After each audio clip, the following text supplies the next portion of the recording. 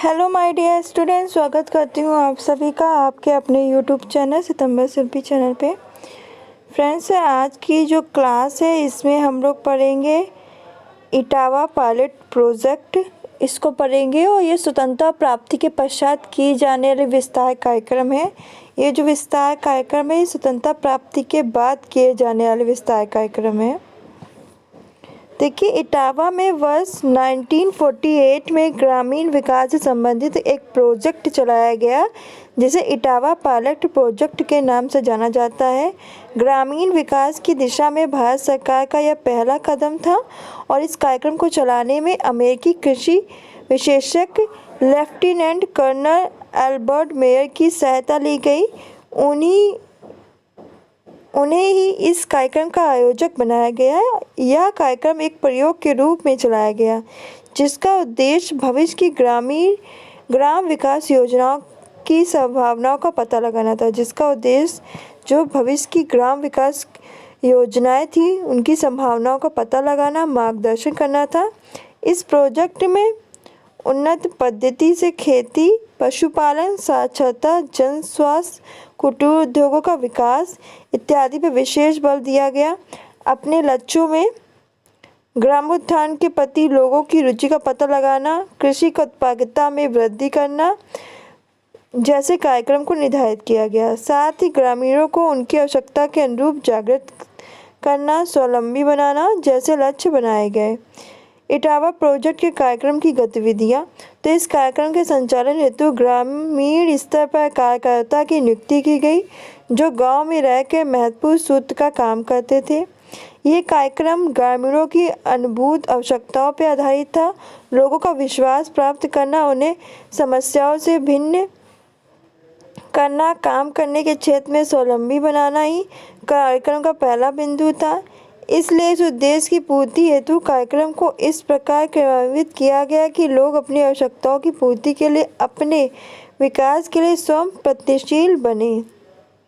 कार्यक्रम के अंतर्गत प्रदर्शन व साक्ष्य पर बल दिया गया जिससे लोगों का विश्वास प्राप्त किया जाए। खेती करने को जब विकसित पद्धतियों और तकनीकों के सहारे प्रदर्शित किया जाता, इसके बाद जब उनके परिणाम सामने आते तब ग्रामीणों को नई तकनीकी को परखने, मूल्यांकन करने में सुविधा होती।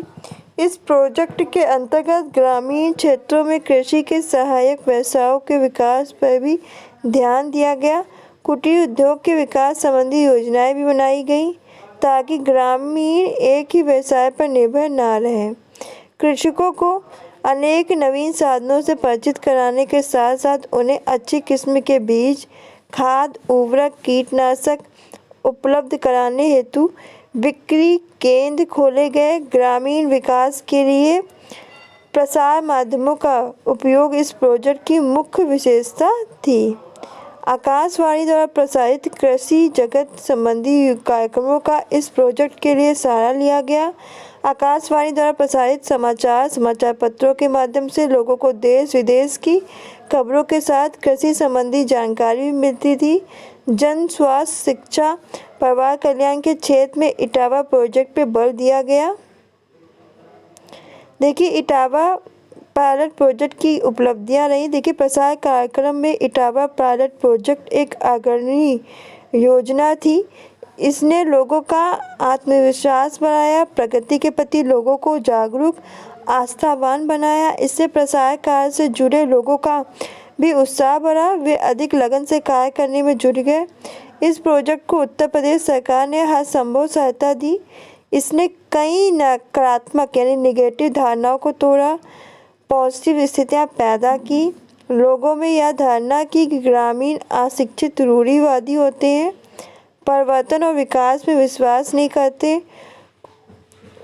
इस कार्यक्रम ने निरस्त कर दिया। जो परिवर्तन और विकास में विश्वास नहीं करते हैं को इस कार्यक्रम में निरस्त कर दिया, हटा दिया। जिन गांवों में कार्यक्रम चलाया गया वो अच्छी फसल उपजी क्योंकि लोगों में उन्नत पद्धतियों को अपनाया था।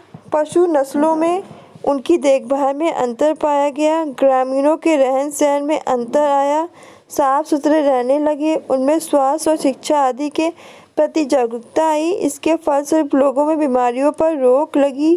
प्रसार कार्य के फलस्वरूप कुटीर उद्योगों को बढ़ावा मिला, जिसने लोगों की आर्थिक स्थिति में सुधार किया। इटावा प्रोजेक्ट की कमियां। तो जिन गांवों में यह प्रोजेक्ट चलाया गया वहां प्रगति देखी गई।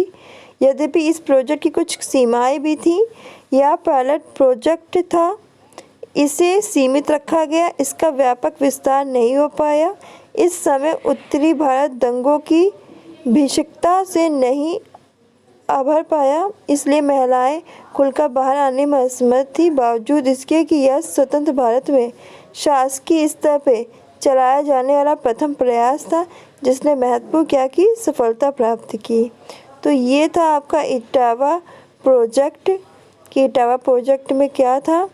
इसी के साथ ये आपका इटावा प्रोजेक्ट फिनिश हो रहा है। नेक्स्ट क्लास में हम लोग नए कार्यक्रम के साथ मिलेंगे। ये जो कार्यक्रम है ये आपका स्वतंत्रता प्राप्ति के पश्चात किए जाने वाले विस्तार कार्यक्रम है। स्वतंत्रता प्राप्ति के बाद क्या विस्तार कार्यक्रम किए वो हैं। तो फ्रेंड्स आज के लिए बस इतना ही। मिलते हैं नेक्स्ट क्लास में नेक्स्ट टॉपिक के साथ। धन्यवाद।